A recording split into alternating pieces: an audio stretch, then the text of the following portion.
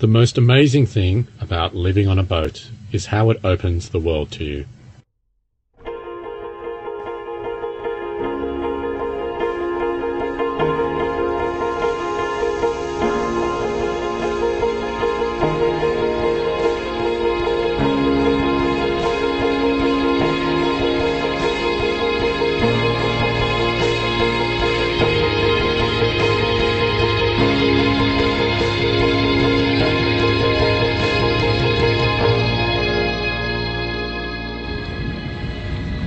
So yeah, it looks like we can come around in here. Yeah. And we have those rocks over there. We're going to go on the inside of those rocks. My name is Jace Kovacs and Labyrinth is my boat. She's an 11-metre trimaran launched in 1982.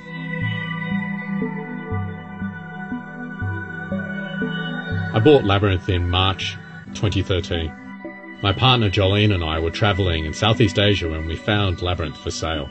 I've always wanted to sail around, visiting islands, going to deserted beaches, scuba diving on new sites and discovering new things. And I wanted to take people there and share these adventures with them. I never thought I would actually own a boat. I always thought owning yachts was a millionaire's game. But I made an offer, a very low offer, and it was accepted. And all of a sudden my dreams became my reality. We've invited our friends James and Roxy to come with us as we explore some islands in the South China Sea. And together we made the show you're now watching. We hope you enjoy it. We're heading to Pulau, a beautiful and remote island whose crystal waters once brought scuba divers from all over the world, but whose tourism industry has recently collapsed due to government mismanagement.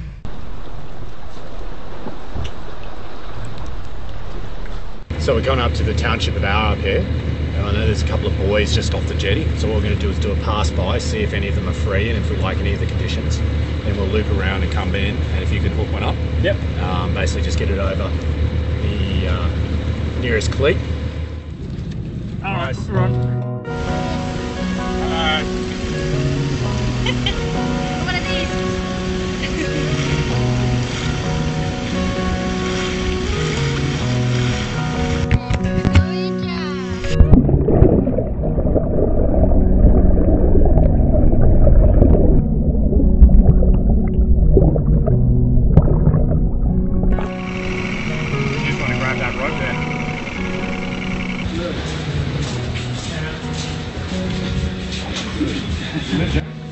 We meet our friend May, who once worked on ferries bringing tourists to the islands, but now struggles to find work.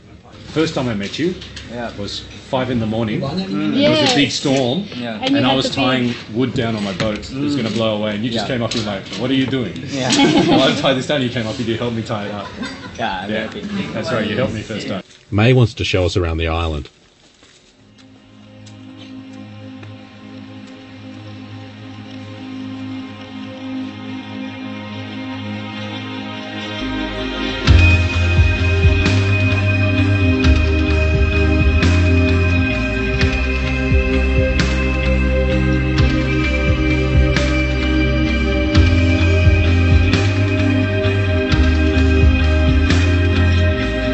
The mainland government killed the tourism trade overnight when they implemented a hefty surcharge on scuba diving. The tourists stopped coming, the resorts closed, and the islanders, like May, were put out of work. The surcharge has been cancelled, and everyone hopes the tourists will soon come back. That afternoon, he shows us a secret path to the top of the mountain, where an amazing view awaits.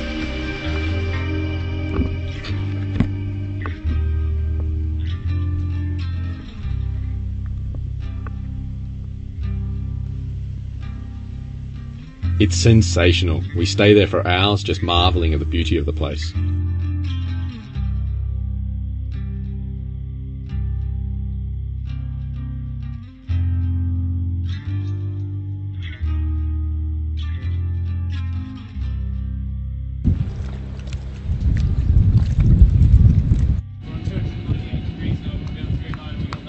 I'm Jolene, and my main job is keeping everyone fed.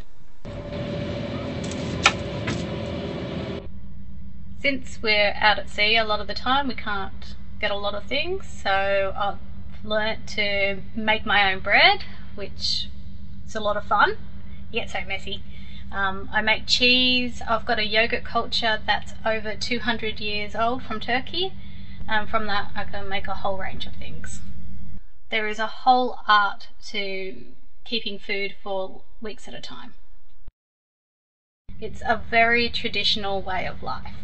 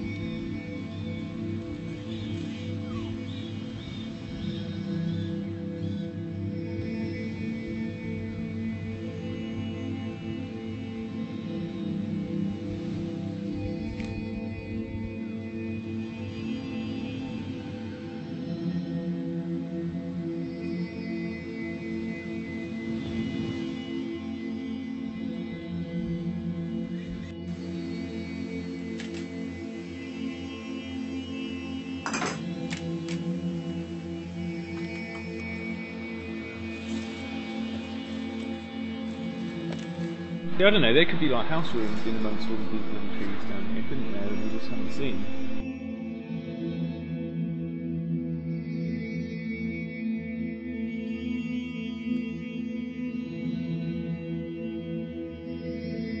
We move out to conduct some exploratory scuba dives. The charts here are inaccurate, and we head towards a pinnacle of rocks that we hope will be an interesting sight.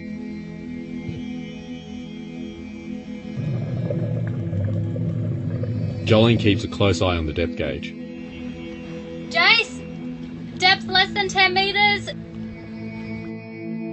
James and I discuss options on the best and safest way to conduct the dive. When you're diving in new areas, safety is incredibly important. You don't know the tides or the currents. You could get hit by a rip that pulls you out to sea.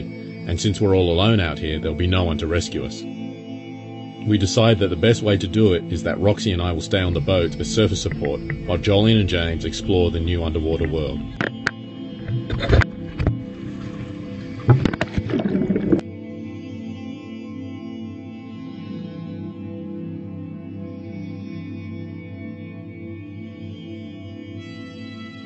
As soon as you get in the ocean, I feel a great sense of peace. But just generally being in the ocean, having a swim, particularly having a dive, just, yeah, a feeling of peace all of a sudden.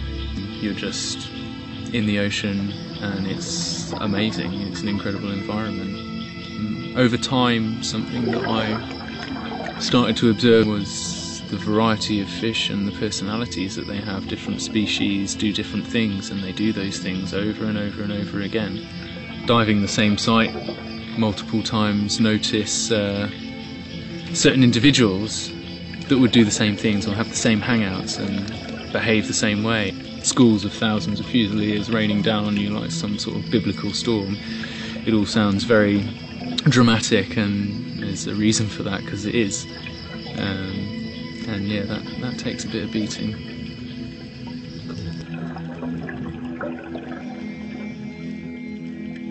You'd come through a couple of rocks or swim under the rock, and you'd come out, and then all of a sudden you've got 300 barracudas in front of you.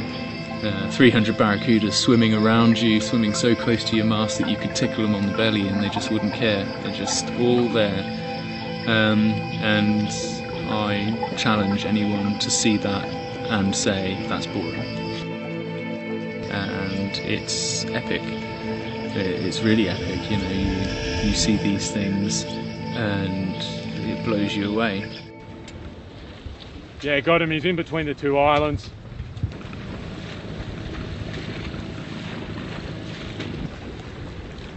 We're just leaving the site when disaster strikes. Yep, alright, boat hook please. Where? No, Jolene, do not put the motor in gear.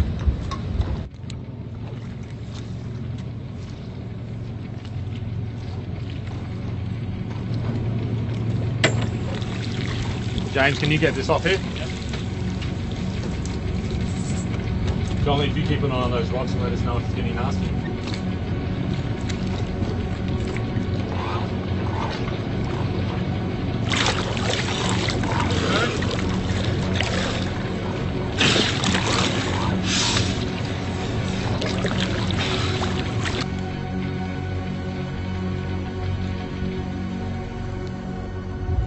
We had a bit of bad luck last night.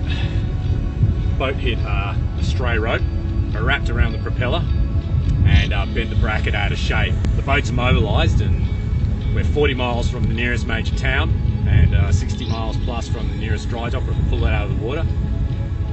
So what we've had to do is come up with a way to fix it ourselves.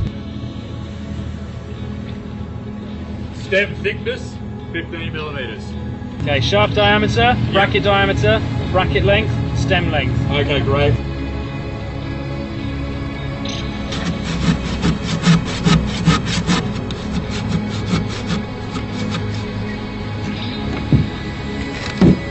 Done.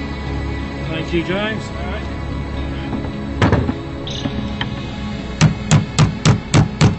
We found some driftwood, and together we've made up this bracket. It's a giant pair of clamps. It's a bit of a contraption.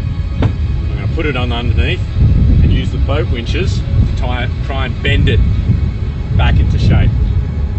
The concern we've got is that we could go too far and snap it, or the prop shaft is broken, but at the moment we don't seem to have many options available to us.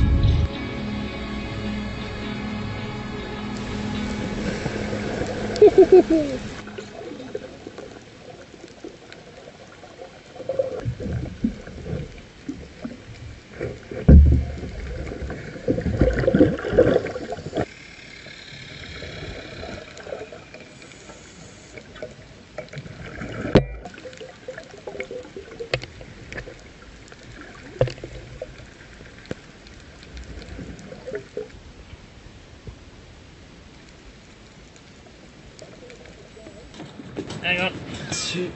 Just sorting the rope out. Is that tight? That's pretty damn tight.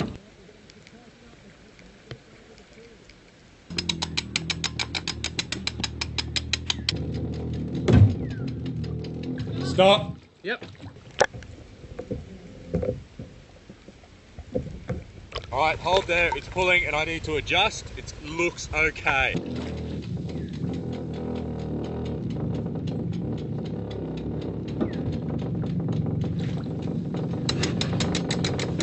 Stop. Okay, there's a little bit of movement in the propeller now. Yep. So what I'm going to get you to do is ease off about 2 inches.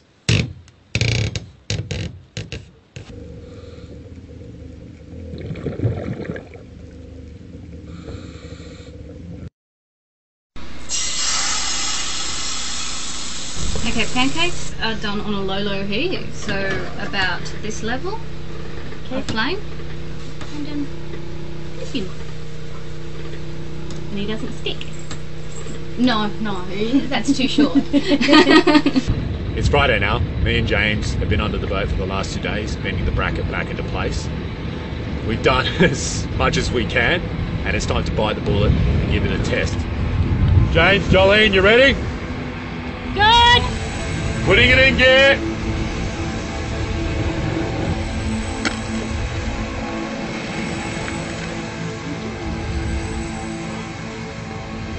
Alright, looks like we had some success there.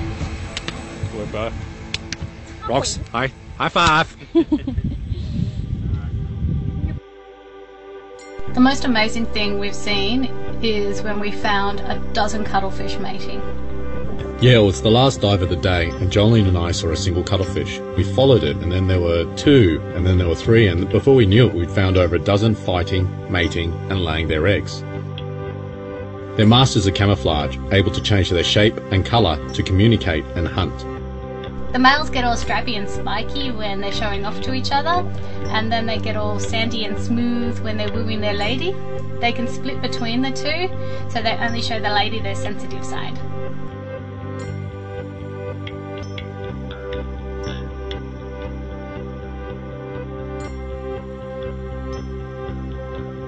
While these two are fighting, the male in the background changes so he looks like a female and slips by and steals the girl. Even once they've mated, the female can change her mind and choose a different male to fertilise her egg. So the males will jealously guard her until she places her egg in the hard coral where it's protected.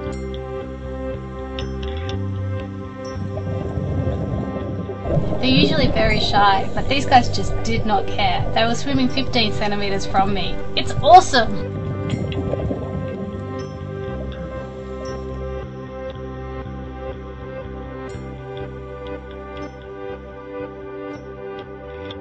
This was a once-in-a-lifetime thing we just stumbled onto because we happened to be there, and that's why we live this life, for moments like this.